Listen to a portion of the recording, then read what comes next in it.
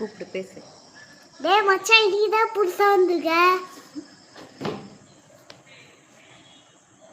இவர் ஸ்பைடர். இது வந்து கார்த்தி.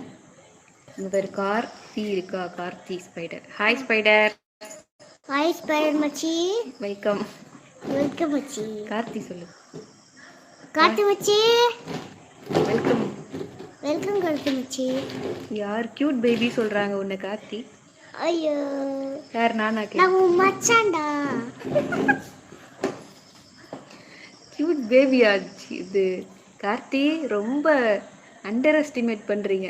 கியூட் பேபிலாம் கிடையாது. யார் இவர் தெரியுமா? தெரியுமா? சொல்லுங்க, நீங்க யாரு? உங்களோட மச்சான். சாப்பிட்டீங்களா ஸ்பைடரு? கார்த்தி சாப்பிட்டியா மச்சி?